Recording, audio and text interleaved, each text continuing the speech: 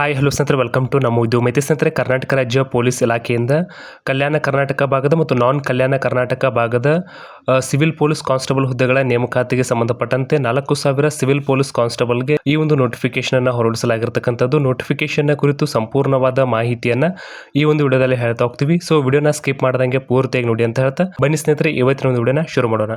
ಸ್ನೇಹಿತರೆ, ಮುಖ್ಯವಾಗಿ ಈ ಒಂದು ಸಿವಿಲ್ ಪೊಲೀಸ್ ಕಾನ್ಸ್ಟೇಬಲ್ ಹುದ್ದೆಗಳ ನೇಮಕಾತಿಗೆ ಸಂಬಂಧಪಟ್ಟಂತೆ ವೇತನವನ್ನು ನೋಡೋದಾದ್ರೆ 37,500ರಿಂದ 76,100ರವರೆಗೂ ಉತ್ತಮವಾದ ವೇತನವನ್ನು ನಿಗದಿಪಡಿಸಲಾಗಿದ್ದು, ಈ ಒಂದು ಹುದ್ದೆಗಳ ನೇಮಕಾತಿಗೆ ಸಂಬಂಧಪಟ್ಟಂತೆ ಎಕ್ಸಾಮಿನೇಷನ್ ಥ್ರೂ ಪುರುಷರಿಗೆ ಇರತಕ್ಕಂಥ ಒಟ್ಟು ಹುದ್ದೆಗಳು 2,266 ಮತ್ತು ಮಹಿಳೆಯರಿಗೆ 755 ಹುದ್ದೆಗಳಿರ್ತಕ್ಕಂಥದ್ದು ಮತ್ತು ಸೇವಾನಿರತ ಪುರುಷ ಅಭ್ಯರ್ಥಿಗಳಿಗೆ 257 ಮತ್ತು ಸೇವಾನಿರತ ಮಹಿಳಾ ಅಭ್ಯರ್ಥಿಗಳಿಗೆ 82 ಹುದ್ದೆಗಳು ಮತ್ತು ತೃತೀಯ ಲಿಂಗದ ಅಭ್ಯರ್ಥಿಗಳಿಗೆ 35 ಹುದ್ದೆಗಳಿರ್ತಕ್ಕಂಥದ್ದು.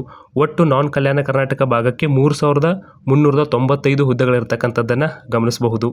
ಇನ್ನು ಮುಖ್ಯವಾಗಿ ಈ ಒಂದು ಸಿವಿಲ್ ಪೊಲೀಸ್ ಕಾನ್ಸ್ಟೇಬಲ್ ಹುದ್ದೆಗಳ ನೇಮಕಾತಿಗೆ ಸಂಬಂಧಪಟ್ಟಂತೆ ವಿದ್ಯಾರ್ಹತೆಯನ್ನು ನೋಡೋದಾದರೆ 12th ಕ್ಲಾಸ್ PUCಯನ್ನು ಹೊಂದಿರಬೇಕು ಅಥವಾ ಅದಕ್ಕೆ ತಸ್ತಮಾನ ಇರತಕ್ಕಂತಹ ಡಿಪ್ಲೊಮಾವನ್ನು ಹೊಂದಿರಬೇಕು ಎಂಬುದನ್ನು ಸ್ಪಷ್ಟವಾಗಿ ತಿಳಿಸಲಾಗಿದೆ. ಇನ್ನು 2 ವರ್ಷದ ITI ಮಾಡ್ತಕ್ಕಂತಹ ಅಭ್ಯರ್ಥಿಗಳೇನಿದ್ದಾರೆ ಅವರು NIOS ವತಿಯಿಂದ ನಡೆಸುವ ಅಥವಾ ಪದವಿ ಪೂರ್ವ ಮಂಡಳಿ ನಡೆಸುವ ಒಂದು ಭಾಷಾ ಪರೀಕ್ಷೆಯಲ್ಲಿ ಮತ್ತು ಒಂದು ವಿಷಯದಲ್ಲಿ ಉತ್ತೀರ್ಣತೆ ಹೊಂದಿ ಆ ಒಂದು PUCಗೆ ತಸ್ತಮಾನ ಇರತಕ್ಕಂತಹ ಸರ್ಟಿಫಿಕೇಟನ್ನು ಹೊಂದಿದ್ರೆ ಈ ಒಂದು ಹುದ್ದೆಗಳಿಗೆ ಅರ್ಜಿಯನ್ನು ಸಲ್ಲಿಸಬಹುದು ಎಂಬುದನ್ನು ಕೂಡ ಸ್ಪಷ್ಟವಾಗಿ ಇಲ್ಲಿ ತಿಳಿಸಲಾಗಿರ್ತಕ್ಕಂಥದ್ದು. ಸೊ ನಾರ್ಮಲ್ PUC ಆಗಿರಬಹುದು ಮತ್ತು ಡಿಪ್ಲೊಮಾವನ್ನು ಹೊಂದಿರತಕ್ಕಂಥ ಅಭ್ಯರ್ಥಿಗಳಿಗೆ ಯಾವುದೇ ರೀತಿಯಾಗಿರ್ತಕ್ಕಂತಹ ತೊಂದರೆ ಇರೋದಿಲ್ಲ, ಅವರು ಸುಲಭವಾಗಿ ಅರ್ಜಿಯನ್ನು ಸಲ್ಲಿಸಬಹುದಾಗಿರ್ತಕ್ಕಂಥದ್ದು. ಇನ್ನು ಈ ಒಂದು ಹುದ್ದೆಗಳ ನೇಮಕಾತಿಗೆ ಸಂಬಂಧಪಟ್ಟಂತೆ ವಯೋಮಿತಿಯನ್ನು ನೋಡಾದರೆ ಕನಿಷ್ಠ 18 ವರ್ಷ ವಯೋಮಿತಿಯನ್ನು ನಿಗದಿಪಡಿಸಲಾಗಿದ್ದು, ಇನ್ನು ಗರಿಷ್ಠ ವಯೋಮಿತಿ ಪ್ರಮುಖವಾಗಿ 5 ವರ್ಷದ ಸಡಿಲಿಕೆಯನ್ನು ಒಂದು ಬಾರಿಗೆ ಅನ್ವಯವಾಗುವಂತೆ ನೀಡಲಾಗಿದ್ದು, ಸಾಮಾನ್ಯ ಅರ್ಹತೆಯ ಅಭ್ಯರ್ಥಿಗಳಿಗೆ 33 ವರ್ಷಗಳಿದೆ ಮತ್ತು ಪರಿಶಿಷ್ಟ ಜಾತಿ, ಪರಿಶಿಷ್ಟ ಪಂಗಡ, ಪ್ರವರ್ಗ 1 ಮತ್ತು ಪ್ರವರ್ಗ 2A 2B 3A 3B ಸೇರಿದ ಅಭ್ಯರ್ಥಿಗಳಿಗೆ 35 ವರ್ಷಗಳನ್ನು ನಿಗದಿಪಡಿಸಲಾಗಿರ್ತಕ್ಕಂಥದ್ದು ಮತ್ತು ಕರ್ನಾಟಕ ರಾಜ್ಯದ ಅರಣ್ಯ ಪ್ರದೇಶದಲ್ಲಿ ವಾಸಿಸುತ್ತಿರುವ ಬುಡಕಟ್ಟು ಅಭ್ಯರ್ಥಿಗಳಿಗೆ ಅಂದರೆ ST ಸಮುದಾಯಗಳಿಗೆ ಸಂಬಂಧಪಟ್ಟಂತೆ 38 ವರ್ಷಗಳನ್ನು ಗರಿಷ್ಠ ವಯೋಮಿತಿಯಾಗಿ ನಿಗದಿಪಡಿಸಲಾಗಿದ್ದು, ಇನ್ನು ಇನ್ ಸರ್ವಿಸಲ್ಲಿ ಇರತಕ್ಕಂಥ ಅಭ್ಯರ್ಥಿಗಳಿಗೂ ಕೂಡ ಗರಿಷ್ಠ ವಯೋಮಿತಿ ಇದೆ. ಅದರಲ್ಲಿ ಸಾಮಾನ್ಯ ಅರ್ಹತೆಯ ಅಭ್ಯರ್ಥಿಗಳಿಗೆ 38 ವರ್ಷಗಳಾದರೆ ಪರಿಶಿಷ್ಟ ಜಾತಿ, ಪರಿಶಿಷ್ಟ ಪಂಗಡ, ಪ್ರವರ್ಗ 1 ಮತ್ತು ಪ್ರವರ್ಗ 2A 2B 3A 3B ಸೇರಿದ ಅಭ್ಯರ್ಥಿಗಳಿಗೆ ಗರಿಷ್ಠ 40 ವರ್ಷ ವಯೋಮಿತಿಯನ್ನು ನಿಗದಿಪಡಿಸಲಾಗಿದ್ದು, ಇದು ಈಗಾಗಲೇ ಸರ್ವಿಸಲ್ಲಿ ಇರತಕ್ಕಂಥ ಅಭ್ಯರ್ಥಿಗಳಿಗೆ ಈ ಒಂದು ಗರಿಷ್ಠ ವಯೋಮಿತಿ ಅನ್ವಯ ಆಗತ್ತೆ. ಇನ್ನು ಮುಖ್ಯವಾಗಿ ಈ ಒಂದು ಹುದ್ದೆಗಳ ನೇಮಕಾತಿಗೆ ಸಂಬಂಧಪಟ್ಟಂತೆ ಅರ್ಜಿ ಸಲ್ಲಿಸುವ ವಿಧಾನವನ್ನು ನೋಡೋದಾದರೆ ಆನ್ಲೈನ್ ಮೂಲಕ ಅರ್ಜಿಯನ್ನು ಸಲ್ಲಿಸಬಹುದು. ಅರ್ಜಿಯನ್ನು ಸಲ್ಲಿಸುವ ಅಧಿಕೃತ ವೆಬ್ಸೈಟ್ ಬಂದ್ಬಿಟ್ಟು ಕರ್ನಾಟಕ ಎಕ್ಸಾಮಿನೇಷನ್ ಅಥಾರಿಟಿ ಅಂದರೆ KEಯ ಅಧಿಕೃತ ವೆಬ್ಸೈಟ್ ಆಗಿರತಕ್ಕಂತಹ http://cet.online.karnataka.gov.in ಈ ಒಂದು ಅಫಿಷಿಯಲ್ ವೆಬ್ಸೈಟ್ಗೆ ಭೇಟಿ ನೀಡುವುದರ ಮೂಲಕವಾಗಿ ಅರ್ಜಿಯನ್ನು ಸಲ್ಲಿಸಬಹುದು. ಒಬ್ಬ ಅಭ್ಯರ್ಥಿ ಒಂದು ಘಟಕಕ್ಕೆ ಮಾತ್ರ ಅರ್ಜಿಯನ್ನು ಸಲ್ಲಿಸಲಿಕ್ಕೆ ಅವಕಾಶವನ್ನು ನೀಡಲಾಗಿರ್ತಕ್ಕಂಥದ್ದು. ಇನ್ನು ಮುಖ್ಯವಾಗಿ ಈ ಒಂದು ಹುದ್ದೆಗಳ ನೇಮಕಾತಿಗೆ ಸಂಬಂಧಪಟ್ಟಂತೆ ಆನ್ಲೈನ್ ಮುಖಾಂತರ ಅರ್ಜಿಯನ್ನು ಸಲ್ಲಿಸಲು ಪ್ರಾರಂಭದ ದಿನಾಂಕ 8 ಜೂನ್ 2026, ಕೊನೆಯ ದಿನಾಂಕ 3 ಜುಲೈ 2026. ಅದೇ ರೀತಿಯಾಗಿ ಶುಲ್ಕವನ್ನು ಪಾವತಿ ಮಾಡಲಿಕ್ಕೆ ಕೊನೆಯ ದಿನಾಂಕ 4 ಜುಲೈ 2026. ಇನ್ನು ಅದೇ ರೀತಿಯಾಗಿ ಈ ಒಂದು ಸಿವಿಲ್ ಪೊಲೀಸ್ ಕಾನ್ಸ್ಟೇಬಲ್ ಹುದ್ದೆಗಳ ನೇಮಕಾತಿಗೆ ಸಂಬಂಧಪಟ್ಟಂತೆ ಅಭ್ಯರ್ಥಿಗಳು 2 ವರ್ಷ 6 ತಿಂಗಳುಗಳ ಕಾಲ ಕಾಯಂ ಪೂರ್ವ ಅವಧಿಯಲ್ಲಿರುತ್ತಾರೆ, ಅಂದರೆ ಪ್ರೊಬೇಷನರಿ ಪೀರಿಯಡ್ ಇರುತ್ತೆ ಎಂಬುದನ್ನು ಕೂಡ ಸ್ಪಷ್ಟವಾಗಿ ತಿಳಿಸಲಾಗಿದೆ. ಇನ್ನು ಮುಖ್ಯವಾಗಿ ಈ ಒಂದು ಹುದ್ದೆಗಳ ನೇಮಕಾತಿಗೆ ಸಂಬಂಧಪಟ್ಟಂತೆ ಆನ್ಲೈನ್ ಅರ್ಜಿ ಶುಲ್ಕದ ಬಗ್ಗೆ ನೋಡೋದಾದರೆ ಸಾಮಾನ್ಯ ಅರ್ಹತೆ ಮತ್ತು ಇತರೆ ಪ್ರವರ್ಗಗಳಾಗಿರ್ತಕ್ಕಂತಹ ಪ್ರವರ್ಗ 2A 2B 3A 3B ಸೇರಿದ ಅಭ್ಯರ್ಥಿಗಳು 750 ರೂಪಾಯಿ ಅರ್ಜಿ ಶುಲ್ಕವನ್ನು ಪಾವತಿ ಮಾಡಬೇಕಾಗತ್ತೆ. ಇನ್ನು ಪರಿಶಿಷ್ಟ ಜಾತಿ, ಪರಿಶಿಷ್ಟ ಪಂಗಡ, ಪ್ರವರ್ಗ 1 ಹಾಗೂ ಮಾಜಿ ಸೈನಿಕ ಮತ್ತು ತೃತೀಯ ಲಿಂಗದ ಅಭ್ಯರ್ಥಿಗಳು 500 ರೂಪಾಯಿ ಅರ್ಜಿ ಶುಲ್ಕವನ್ನು ಪಾವತಿ ಮಾಡಲಾಗುತ್ತೆ. ಒಮ್ಮೆ ಅರ್ಜಿ ಶುಲ್ಕವನ್ನು ಪಾವತಿ ಮಾಡಿದ ನಂತರ ಯಾವುದೇ ಕಾರಣಕ್ಕೂ ಹಿಂದಿರುಗಿಸಲಾಗುವುದಿಲ್ಲ ಎಂಬುದನ್ನು ಸ್ಪಷ್ಟವಾಗಿ ನೋಟಿಫಿಕೇಷನಲ್ಲಿ ತಿಳಿಸಲಾಗಿರ್ತಕ್ಕಂಥದ್ದು. ಇನ್ನು ಮುಖ್ಯವಾಗಿ ಈ ಒಂದು ಸಿವಿಲ್ ಪೊಲೀಸ್ ಕಾನ್ಸ್ಟೇಬಲ್ ಹುದ್ದೆಗಳ ನೇಮಕಾತಿಗೆ ಸಂಬಂಧಪಟ್ಟಂತೆ ಸ್ಪರ್ಧಾತ್ಮಕ ಪರೀಕ್ಷೆಯನ್ನು ಆಫ್ಲೈನ್ ಮಾದರಿ OMR ಮಾದರಿಯಲ್ಲಿ ನಡೆಸಲಾಗುತ್ತೆ. ಯಾವುದೇ ರೀತಿಯಾಗಿರ್ತಕ್ಕಂತಹ ಕಂಪ್ಯೂಟರ್ ಬೇಸ್ಡ್ ಎಕ್ಸಾಮಿನೇಷನ್ ಇರೋದಿಲ್ಲ ಮತ್ತು ಈ ಒಂದು ಹುದ್ದೆಗಳಿಗೆ ಸಂಬಂಧಪಟ್ಟಂತೆ ಯಾವ ಪರೀಕ್ಷಾ ಕೇಂದ್ರವನ್ನು ನೀಡಲಾಗಿರುತ್ತೆ ಆ ಒಂದು ಪರೀಕ್ಷಾ ಕೇಂದ್ರಕ್ಕೆ ಭೇಟಿ ನೀಡುವುದರ ಮೂಲಕವಾಗಿ ಆ ಒಂದು ಪರೀಕ್ಷಾ ಕೇಂದ್ರದಲ್ಲಿ ಎಕ್ಸಾಮಿನೇಷನನ್ನು ತೆಗೆದುಕೊಳ್ಬೇಕಾಗತ್ತೆ ಮತ್ತು ಪರೀಕ್ಷಾ ಕೇಂದ್ರವನ್ನು ಯಾವುದೇ ಕಾರಣಕ್ಕೆ ಬದಲಾವಣೆ ಮಾಡಲಿಕ್ಕೆ ಅವಕಾಶ ಇರುವುದಿಲ್ಲ ಎಂಬುದನ್ನು ಕೂಡ ಸ್ಪಷ್ಟವಾಗಿ ಇಲ್ಲಿ ನೀಡಲಾಗಿದೆ. ಮತ್ತು ನೀವು ಪರೀಕ್ಷೆಗೆ ಹಾಜರಾಗುವಾಗ ನಿಮ್ಮ ಒಂದು ID ಕಾರ್ಡನ್ನು ತೆಗೆದುಕೊಂಡು ಹೋಗಬೇಕಾಗತ್ತೆ, ಇಲ್ಲದಿದ್ದರೆ ನಿಮಗೆ ಪರೀಕ್ಷೆಗೆ ಅಲೌ ಮಾಡೋದಿಲ್ಲ. ಇನ್ನು ಮುಖ್ಯವಾಗಿ ಈ ಒಂದು ಹುದ್ದೆಗಳ ನೇಮಕಾತಿಗೆ ಸಂಬಂಧಪಟ್ಟಂತೆ ಎಕ್ಸಾಮ್ ಪ್ಯಾಟರ್ನ್ ಮತ್ತು ಸಿಲೆಬಸ್ ಕುರಿತು ನೋಡೋದಾದರೆ ಒಟ್ಟು 100 ಪ್ರಶ್ನೆಗಳಿರ್ತಕ್ಕಂತಹ ಪ್ರಶ್ನೆ ಪತ್ರಿಕೆ ಇರುತ್ತೆ. ಪ್ರತಿಯೊಂದು ಪ್ರಶ್ನೆ ಕೂಡ 1 ಅಂಕವನ್ನು ಕ್ಯಾರಿ ಮಾಡುತ್ತೆ. ಒಟ್ಟು ಪ್ರಶ್ನೆ ಪತ್ರಿಕೆ ಅವಧಿ ಬಂದ್ಬಿಟ್ಟು 1.5 ಗಂಟೆಗಳ ಕಾಲ ಇರತಕ್ಕಂಥದ್ದನ್ನು ಗಮನಿಸಬಹುದು. ಇನ್ನು ಮುಖ್ಯವಾಗಿ ಸ್ಪರ್ಧಾತ್ಮಕ ಪರೀಕ್ಷೆಗೆ ಸಂಬಂಧಪಟ್ಟಂತೆ ಎಕ್ಸಾಮ್ ಪ್ಯಾಟರ್ನ್ ಬಂದ್ಬಿಟ್ಟು ಸಾಮಾನ್ಯ ಜ್ಞಾನದ ವಿಜ್ಞಾನದ ಪ್ರಶ್ನೆಗಳಾಗಿರಬಹುದು, ಅಂದರೆ ಜನರಲ್ ಸೈನ್ಸ್, ಭೂಗೋಳ, ಇದರಲ್ಲಿ ಕರ್ನಾಟಕ ಮತ್ತು ಭಾರತದ ಭೂಗೋಳ ಆಗಿರಬಹುದು, ಇತಿಹಾಸ, ಕರ್ನಾಟಕ ಮತ್ತು ಭಾರತದ ಇತಿಹಾಸ, ಅಂದರೆ ಕರ್ನಾಟಕದ ಇತಿಹಾಸಕ್ಕೆ ಸ್ವಲ್ಪ ವೇಟೇಜ್ ಹೆಚ್ಚಿರುತ್ತೆ. ಇನ್ನು ಭಾರತದ ಸಂವಿಧಾನ, ರಾಷ್ಟ್ರೀಯ ಸ್ವಾತಂತ್ರ್ಯ ಚಳುವಳಿ ಅಂದರೆ ಮಾಡರ್ನ್ ಹಿಸ್ಟ್ರಿ ಸಿನ್ಸ್ ಇಂಡಿಪೆಂಡೆನ್ಸ್, ಈ ಒಂದು ಪ್ರಶ್ನೆಗಳಿರುತ್ತೆ. ಮತ್ತು ಮಾನಸಿಕ ಸಾಮರ್ಥ್ಯದ ಪ್ರಶ್ನೆಗಳಾಗಿರಬಹುದು ಮತ್ತು ನೈತಿಕ ಶಿಕ್ಷಣ ಎಥಿಕ್ಸ್ ಪ್ರಶ್ನೆಗಳನ್ನು ಒಳಗೊಂಡಿರುತ್ತೆ. ಸ್ನೇಹಿತರೆ, ಮುಖ್ಯವಾಗಿ ಕರ್ನಾಟಕ ಎಕ್ಸಾಮಿನೇಷನ್ ಅಥಾರಿಟಿ ಏನಿಲ್ಲಿ ಸಿಲೆಬಸ್ಸನ್ನು ಫ್ರೇಮ್ ಮಾಡಲಾಗಿರ್ತಕ್ಕಂಥದ್ದು, ಆ ಒಂದು ಸಿಲೆಬಸ್ಸನ್ನು ಹೊರತುಪಡಿಸಿಯೂ ಕೂಡ ವಿವಿಧ ಪ್ರಶ್ನೆಗಳನ್ನು ಕೇಳುವ ಸಾಧ್ಯತೆಗಳು ಕೂಡ ಇರತಕ್ಕಂಥದ್ದು. ಇದರಲ್ಲಿ ಪ್ರಮುಖವಾಗಿ ಎಕನಾಮಿ ಪ್ರಶ್ನೆಗಳನ್ನು ನೆಗ್ಲೆಕ್ಟ್ ಮಾಡುವಂತಿಲ್ಲ.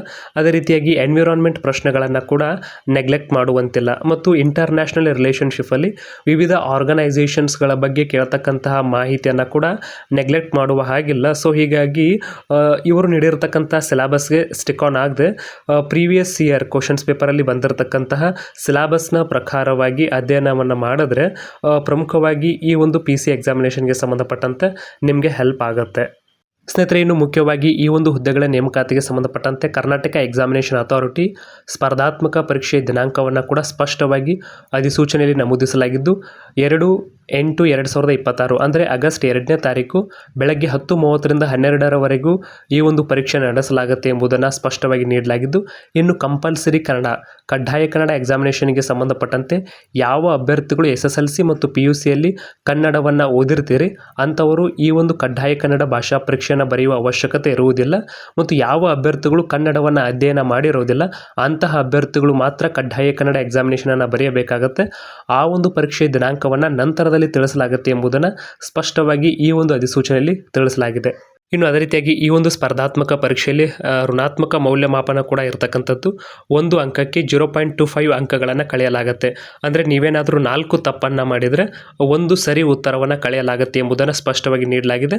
ಇನ್ನು ಲಿಖಿತ ಪರೀಕ್ಷೆ ಆದ ನಂತರದಲ್ಲಿ ಹೈಯೆಸ್ಟ್ ಮಾರ್ಕ್ಸನ್ನು ಪಡೆದಿರತಕ್ಕಂಥ ಅಭ್ಯರ್ಥಿಗಳ ಶಾರ್ಟ್ ಲಿಸ್ಟಲ್ಲಿ 1:5ನ ಅನುಪಾತದ ಅಡಿಯಲ್ಲಿ ಅರ್ಹಗೊಂಡ ಅಭ್ಯರ್ಥಿಗಳಿಗೆ ದೇಹದಾಢ್ಯತೆಯ ಪರೀಕ್ಷೆ ಅಂದರೆ ಫಿಸಿಕಲ್ ಸ್ಟ್ಯಾಂಡರ್ಡ್ ಟೆಸ್ಟ್ ಮತ್ತು ಸಹಿಷ್ಣುತಾ ಪರೀಕ್ಷೆ ಎಂಡ್ಯೂರೆನ್ಸ್ ಟೆಸ್ಟ್ಗಳನ್ನು ನಡೆಸಲಾಗುತ್ತೆ.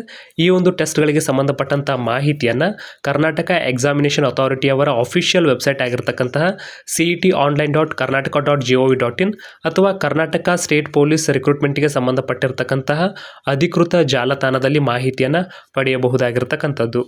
ಇನ್ನು ಮುಖ್ಯವಾಗಿ ಅಭ್ಯರ್ಥಿಗಳು ತಾವು ಫಿಸಿಕಲ್ ಸ್ಟ್ಯಾಂಡರ್ಡ್ ಟೆಸ್ಟ್ ಮತ್ತು ಎಂಡ್ಯೂರೆನ್ಸ್ ಟೆಸ್ಟ್ಗೆ ಹೋಗುವಾಗ ತಮ್ಮ ಒಂದು ಗುರುತಿನ ಚೀಟಿಯನ್ನು ತಮ್ಮ ಒಂದು ಅಡ್ಮಿಟ್ ಕಾರ್ಡ್ ಜೊತೆಗೆ ತೆಗೆದುಕೊಂಡು ಹೋಗಬೇಕು ಎಂಬುದನ್ನು ಕೂಡ ಸ್ಪಷ್ಟವಾಗಿ ಅಧಿಸೂಚನೆಯಲ್ಲಿ ತಿಳಿಸಲಾಗಿದೆ.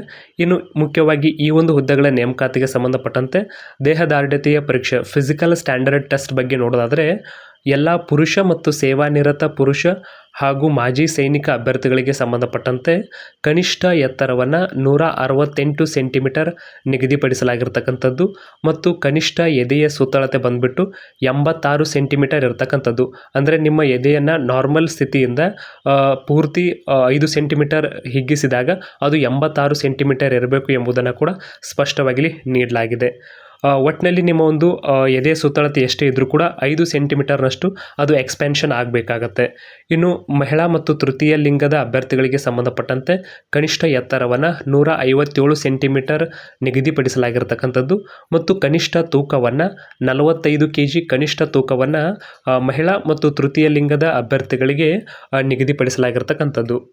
ಇನ್ನು ಕರ್ನಾಟಕದ ಕೆಲವೊಂದು ಅರಣ್ಯ ಪ್ರದೇಶಗಳಲ್ಲಿ ವಾಸಿಸ್ತಾ ಇರತಕ್ಕಂತಹ ST ಸಮುದಾಯದವರಿಗೆ ಕನಿಷ್ಠ ಎತ್ತರವನ್ನು 155 ಸೆಂಟಿಮೀಟರ್ ನಿಗದಿಪಡಿಸಲಾಗಿದ್ದು ಎದೆಯ ಸುತ್ತಳತೆ 5 ಸೆಂಟಿಮೀಟರ್ನಷ್ಟು ಕನಿಷ್ಠ ವಿಸ್ತರಣೆಯೊಂದಿಗೆ ಸಂಪೂರ್ಣವಾಗಿ ಹಿಗ್ಗಿಸಿದಾಗ 75 ಸೆಂಟಿಮೀಟರ್ಗಿಂತ ಕಡಿಮೆ ಇರಬಾರದು ಎಂಬುದನ್ನು ಸ್ಪಷ್ಟವಾಗಿ ತಿಳಿಸಲಾಗಿದೆ. ಇನ್ನು ಅದೇ ರೀತಿಯಾಗಿ ಮಹಿಳಾ ಅಭ್ಯರ್ಥಿಗಳಿಗೆ ಸಂಬಂಧಪಟ್ಟಂತೆ ಕನಿಷ್ಠ ಎತ್ತರವನ್ನು 150 ಸೆಂಟಿಮೀಟರ್ ನಿಗದಿಪಡಿಸಲಾಗಿರ್ತಕ್ಕಂಥದ್ದು. ಇನ್ನು ಫಿಸಿಕಲ್ ಸ್ಟ್ಯಾಂಡರ್ಡ್ ಆದ ನಂತರದಲ್ಲಿ ಫಿಸಿಕಲ್ ಎಂಡ್ಯೂರೆನ್ಸ್ ಟೆಸ್ಟ್ ನಡೆಸಲಾಗುತ್ತೆ, ಅಂದರೆ ಸಹಿಷ್ಣುತಾ ಪರೀಕ್ಷೆ ನಡೆಸಲಾಗುತ್ತೆ. ಈ ಒಂದು ಸಹಿಷ್ಣುತಾ ಪರೀಕ್ಷೆಯಲ್ಲಿ ಪುರುಷ ಅಭ್ಯರ್ಥಿಗಳು ಮತ್ತು ಸೇವಾನಿರತ ಪುರುಷ ಅಭ್ಯರ್ಥಿಗಳಿಗೆ ಸಂಬಂಧಪಟ್ಟಂತೆ ಸಹಿಷ್ಣುತಾ ಪರೀಕ್ಷೆಯ ಕೆಲವೊಂದಿಷ್ಟು ಮಾನದಂಡಗಳನ್ನು ಅಧಿಸೂಚನೆಯಲ್ಲಿ ತಿಳಿಸಲಾಗಿದ್ದು ಪ್ರಮುಖವಾಗಿ ಅವರು 1600 ಮೀಟರ್ ಓಟವನ್ನು 6 ನಿಮಿಷ 30 ಸೆಕೆಂಡ್ಗಳಲ್ಲಿ ಅಂದರೆ 6.5 ನಿಮಿಷದಲ್ಲಿ 16 ಮೀಟರ್ ಓಟವನ್ನು ಕ್ರಮಿಸಬೇಕು ಎಂಬುದನ್ನು ಸ್ಪಷ್ಟವಾಗಿ ಇಲ್ಲಿ ತಿಳಿಸಲಾಗಿದೆ. ಇನ್ನು ಎತ್ತರ ಜಿಗಿತ ಅಥವಾ ಉದ್ದ ಜಿಗಿತ ಈ ಎರಡರಲ್ಲಿ ಯಾವುದಾದ್ರೂ ಒಂದನ್ನು ಆಯ್ಕೆ ಮಾಡಿಕೊಳ್ಳಬಹುದು. ಪ್ರಮುಖವಾಗಿ ಇದರಲ್ಲಿ ಎತ್ತರ ಜಿಗಿತ ಆದರೆ 1.20 ಮೀಟರ್ ಕಡಿಮೆ ಇಲ್ಲದಂತೆ ಜಿಗಿಬೇಕಾಗತ್ತೆ ಎತ್ತರ ಜಿಗಿತದಲ್ಲಿ, ಮತ್ತು ಉದ್ದ ಜಿಗಿತದಲ್ಲಿ 3.80 ಮೀಟರ್ ಕಡಿಮೆ ಇಲ್ಲದಂತೆ ಜಿಗಿಬೇಕಾಗತ್ತೆ. ಪ್ರಮುಖವಾಗಿ 3 ಅವಕಾಶಗಳನ್ನು ಮಾತ್ರ ಇಲ್ಲಿ ನೀಡಲಾಗತ್ತೆ. ಇನ್ನು ಅದೇ ರೀತಿಯಾಗಿ ಗುಂಡು ಎಸೆತ ಶಾರ್ಟ್ಪುಟ್ನಲ್ಲಿ 7.26 kg ಇರತಕ್ಕಂತಹ ಆ ಒಂದು ಗುಂಡನ್ನು ಪ್ರಮುಖವಾಗಿ ಇಲ್ಲಿ 5.60 ಮೀಟರ್ ಕಡಿಮೆ ಇಲ್ಲದಂತೆ ಶಾರ್ಟ್ಪುಟ್ಟನ್ನು ಎಸಿಬೇಕಾಗತ್ತೆ ಎಂಬುದನ್ನು ಸ್ಪಷ್ಟವಾಗಿ ನೀಡಲಾಗಿದ್ದು, ಈ ಒಂದು ಗುಂಡು ಎಸೆತಕ್ಕೂ ಕೂಡ 3 ಅವಕಾಶಗಳನ್ನು ಇಲ್ಲಿ ನೀಡಲಾಗುತ್ತೆ ಎಂಬುದನ್ನು ಸ್ಪಷ್ಟವಾಗಿ ನೀಡಲಾಗಿರ್ತಕ್ಕಂಥದ್ದು. ಇನ್ನು ಅದೇ ರೀತಿಯಾಗಿ ಈ ಒಂದು ಸಿವಿಲ್ ಪೊಲೀಸ್ ಕಾನ್ಸ್ಟೇಬಲ್ ಹುದ್ದೆಗಳ ನೇಮಕಾತಿಗೆ ಸಂಬಂಧಪಟ್ಟಂತಹ ಎಂಡ್ಯೂರೆನ್ಸ್ ಟೆಸ್ಟ್ನಲ್ಲಿ ಮಹಿಳಾ ಮತ್ತು ತೃತೀಯ ಲಿಂಗ ಹಾಗೂ ಮಾಜಿ ಸೈನಿಕ ಅಭ್ಯರ್ಥಿಗಳಿಗೆ ಸಂಬಂಧಪಟ್ಟಂತೆ 400 ಮೀಟರ್ ಓಟ ಏನಿದೆ ಅದನ್ನು 2 ನಿಮಿಷಕ್ಕಿಂತ ಮೀರದಂತೆ ಅಂದರೆ 2 ನಿಮಿಷ ಮೀರದಂತೆ 2 ನಿಮಿಷದ ಒಳಗಾಗಿ ಓಡಬೇಕಾಗತ್ತೆ. ಇನ್ನು ಎತ್ತರ ಜಿಗಿತ ಅಥವಾ ಉದ್ದ ಜಿಗಿತ ಈ ಎರಡರಲ್ಲಿ ಯಾವುದಾದ್ರೂ ಒಂದನ್ನು ಆಯ್ಕೆ ಮಾಡಿಕೊಳ್ಬೇಕು. ಎತ್ತರ ಜಿಗಿತ ಆದರೆ 0.90 ಮೀಟರ್ ಕಡಿಮೆ ಇಲ್ಲದಂತೆ ಜಿಗಿಬೇಕಾಗತ್ತೆ. ಅದೇ ರೀತಿಯಾಗಿ ಉದ್ದ ಜಿಗಿತ 2.50 ಮೀಟರ್ ಕಡಿಮೆ ಇಲ್ಲದಂತೆ ಜಿಗಿಬೇಕಾಗತ್ತೆ. 3 ಅವಕಾಶಗಳನ್ನು ನೀಡಲಾಗತ್ತೆ. ಇನ್ನು ಅದೇ ರೀತಿಯಾಗಿ ಇನ್ನು ಶಾರ್ಟ್ಪುಟ್ ಗುಂಡು ಎಸೆತದಲ್ಲಿ 4 kg ಇರತಕ್ಕಂತಹ ಗುಂಡನ್ನು 3.75 ಮೀಟರ್ ಕಡಿಮೆ ಇಲ್ಲದಂತೆ ಎಸೆಯಬೇಕಾಗತ್ತೆ ಎಂಬುದನ್ನು ಕೂಡ ಸ್ಪಷ್ಟವಾಗಿ ಇಲ್ಲಿ ನೀಡಲಾಗಿರ್ತಕ್ಕಂಥದ್ದು, ಮತ್ತು 3 ಅವಕಾಶವನ್ನು ನೀಡಲಾಗುತ್ತೆ ಎಂಬುದನ್ನು ಕೂಡ ಅಧಿಸೂಚನೆಯಲ್ಲಿ ತಿಳಿಸಲಾಗಿದೆ. ಇನ್ನು ಅದೇ ರೀತಿಯಾಗಿ ಸ್ನೇಹಿತರೆ ಈ ಒಂದು ಹುದ್ದೆಗಳ ನೇಮಕಾತಿಗೆ ಸಂಬಂಧಪಟ್ಟಂತೆ ಫಿಸಿಕಲ್ ಸ್ಟ್ಯಾಂಡರ್ಡ್ ಟೆಸ್ಟ್ ಮತ್ತು ಎಂಡ್ಯೂರೆನ್ಸ್ ಟೆಸ್ಟ್ ಆದ ನಂತರದಲ್ಲಿ ವೈದ್ಯಕೀಯ ಪರೀಕ್ಷೆ ನಡೆಸಲಾಗುತ್ತೆ. ಈ ಒಂದು ವೈದ್ಯಕೀಯ ಪರೀಕ್ಷೆಯಲ್ಲಿ ಅಭ್ಯರ್ಥಿಗಳು ಎಲ್ಲ ರೀತಿಯಿಂದಲೂ ಕೂಡ ಫಿಟ್ ಇರಬೇಕು. ಪ್ರಮುಖವಾಗಿ ಇಲ್ಲಿ ಕನ್ನಡಕ ಸಹಿತ ಮತ್ತು ಕನ್ನಡಕ ಇಲ್ಲದೆ ದೂರದೃಷ್ಟಿ ದೋಷಕ್ಕೆ ಸಂಬಂಧಪಟ್ಟಂತೆ ಉತ್ತಮ ಸ್ಥಿತಿ 6/9 ಅಥವಾ 6/12 ಕನಿಷ್ಠದಲ್ಲಿದ್ದರೆ, ಸಮೀಪ ದೃಷ್ಟಿ ದೋಷಕ್ಕೆ ಸಂಬಂಧಪಟ್ಟಂತೆ ಉತ್ತಮ ಸ್ಥಿತಿ 0/6, ಅದೇ ರೀತಿಯಾಗಿ ಕನಿಷ್ಠ 0/8 ಇರಬೇಕು ಎಂಬುದನ್ನು ಕೂಡ ಸ್ಪಷ್ಟವಾಗಿ ತಿಳಿಸಲಾಗಿದೆ. ಮತ್ತು ಶ್ರವಣ ಶಕ್ತಿ ಇರಬೇಕು, ಅಂದರೆ ಕಿವಿ ಸರಿಯಾಗಿ ಕೇಳಬೇಕು ಎಂಬುದನ್ನು ಕೂಡ ಸ್ಪಷ್ಟವಾಗಿ ಇಲ್ಲಿ ನೀಡಲಾಗಿದೆ. ಮತ್ತು ಮಾತಿನಲ್ಲಿ ಸ್ಪಷ್ಟತೆ ಇರಬೇಕು, ಯಾವುದೇ ರೀತಿಯಾಗಿರ್ತಕ್ಕಂತಹ ಅಡಚಣೆಗಳು ಕೂಡ ಅಲ್ಲಿ ಫೀಲ್ ಆಗಬಾರ್ದು. ಇನ್ನು ಅದೇ ರೀತಿಯಾಗಿ ಕಾಲುಗಳಲ್ಲಿ ಊತ ಇರಬಾರ್ದು ಮತ್ತು ಕಲರ್ ಬ್ಲೈಂಡ್ನೆಸ್ ಇರಬಾರ್ದು. ಪ್ರಮುಖವಾಗಿ ಎಲ್ಲ ರೀತಿಯಿಂದಲೂ ಕೂಡ ಮೆಡಿಕಲಿ ಫಿಟ್ ಇರಬೇಕು ಎಂಬುದನ್ನು ಕೂಡ ಸ್ಪಷ್ಟವಾಗಿ ಇದರಲ್ಲಿ ತಿಳಿಸಲಾಗಿರ್ತಕ್ಕಂಥದ್ದು. ಮುಖ್ಯವಾಗಿ ಸ್ನೇಹಿತರೆ ಇದಿಷ್ಟು ಈ ಒಂದು ಹುದ್ದೆಗಳ ನೇಮಕಾತಿಗೆ ಸಂಬಂಧಪಟ್ಟಂತೆ ಫಿಸಿಕಲ್ ಸ್ಟ್ಯಾಂಡರ್ಡ್ ಟೆಸ್ಟ್ ಮತ್ತು ಫಿಸಿಕಲ್ ಎಂಡ್ಯೂರೆನ್ಸ್ ಟೆಸ್ಟ್ ಅದೇ ರೀತಿಯಾಗಿ ಮೆಡಿಕಲ್ ಟೆಸ್ಟ್ಗೆ ಸಂಬಂಧಪಟ್ಟಿರತಕ್ಕಂತಹ ಮಾಹಿತಿಯಾಗಿದೆ. ಇನ್ನು ಮುಖ್ಯವಾಗಿ ಈ ಒಂದು ಹುದ್ದೆಗಳ ನೇಮಕಾತಿಗೆ ಸಂಬಂಧಪಟ್ಟಂತೆ ಯಾವುದಾದ್ರೂ ಪ್ರಶ್ನೆಗಳಿದ್ರೂ ಕೂಡ ನೀವು ಕಾಮೆಂಟ್ ಸೆಕ್ಷನಲ್ಲಿ ಕಮೆಂಟ್ ಮಾಡೋದರ ಮೂಲಕವಾಗಿ ಉತ್ತರವನ್ನು ಪಡೆಯಬಹುದು. ಮತ್ತು ವಿವಿಧ ಮೀಸಲಾತಿಯನ್ನು ಕೋರಿ ಕೂಡ ನೀವು ಅರ್ಜಿಯನ್ನು ಸಲ್ಲಿಸಬಹುದು. ಈ ಒಂದು ಹುದ್ದೆಗಳ ನೇಮಕಾತಿಗೆ ಸಂಬಂಧಪಟ್ಟಂತೆ ಡಿಸ್ಟ್ರಿಕ್ಟ್ ವೈಸ್ ಏನು ಲಿಸ್ಟ್ ಇದೆ ಅದನ್ನು ನಮ್ಮ ಉದ್ಯೋಗ ಮಾಹಿತಿಯ ಟೆಲಿಗ್ರಾಮ್ ಗ್ರೂಪಲ್ಲಿ ಶೇರ್ ಮಾಡಿರ್ತೀವಿ. ಅಭ್ಯರ್ಥಿಗಳು ಯಾವ ಜಿಲ್ಲೆಗಳಲ್ಲಿ ಎಷ್ಟೆಷ್ಟು ಹುದ್ದೆಗಳಿವೆ ಎಂಬುದನ್ನು ಕೂಡ ಸ್ಪಷ್ಟವಾಗಿ ನೋಡಿ ಅರ್ಜಿಯನ್ನು ಸಲ್ಲಿಸಬಹುದಾಗಿರ್ತಕ್ಕಂಥದ್ದು. ಮುಖ್ಯವಾಗಿ ಈ ಒಂದು ಹುದ್ದೆಗಳ ನೇಮಕಾತಿಗೆ ಸಂಬಂಧಪಟ್ಟಂತೆ ಅರ್ಜಿಯನ್ನು ಸಲ್ಲಿಸಲಿಕ್ಕೆ ನಾಳೆಯಿಂದ ಕೌಂಟ್ ಡೌನ್ ಸ್ಟಾರ್ಟ್ ಆಗುತ್ತೆ. ಅರ್ಜಿಯನ್ನು ಸಲ್ಲಿಸಬಹುದು. ಅರ್ಜಿಯನ್ನು ಸಲ್ಲಿಸುವಾಗ ಯಾವುದೇ ರೀತಿ ತೊಂದರೆ ಉಂಟಾದರೆ ಇಲ್ಲಿ ಹೆಲ್ಪ್ಲೈನ್ ಸಂಖ್ಯೆಯನ್ನು ಕೊಟ್ಟಿರ್ತಕ್ಕಂಥದ್ದು, ಆ ಒಂದು ಹೆಲ್ಪ್ಲೈನ್ ಸಂಖ್ಯೆಗೆ ಕಾಲ್ ಮಾಡೋದರ ಮೂಲಕವಾಗಿ ನಿಮ್ಮ ಸಮಸ್ಯೆಗಳಿಗೆ ಪರಿಹಾರವನ್ನು ಕಂಡುಕೊಳ್ಬಹುದು. ಮುಖ್ಯವಾಗಿ ಸ್ನೇಹಿತರೆ ಇದಿಷ್ಟು ಇವತ್ತಿನ ಒಂದು ಪ್ರಮುಖ ಮಾಹಿತಿಯಾಗಿತ್ತು. ಇದೇ ರೀತಿ ಹೆಚ್ಚಿನ ಮಾಹಿತಿ ಅಪ್ಡೇಟ್ಸ್ಗಾಗಿ ನಮ್ಮ ಚಾನಲನ್ನು ಸಬ್ಸ್ಕ್ರೈಬ್ ಮಾಡಿ ಮತ್ತು ಪಕ್ಕದಲ್ಲಿ ಕಾಣೋ ಬೆಲ್ ಐಕಾನನ್ನು ಕೂಡ ಕ್ಲಿಕ್ ಮಾಡಬಹುದು. ಸಿಗೋಣ ಸ್ನೇಹಿತರೆ ಮತ್ತೊಂದು ಪ್ರಮುಖ ವಿಡಿಯೋದೊಂದಿಗೆ. ಧನ್ಯವಾದಗಳು.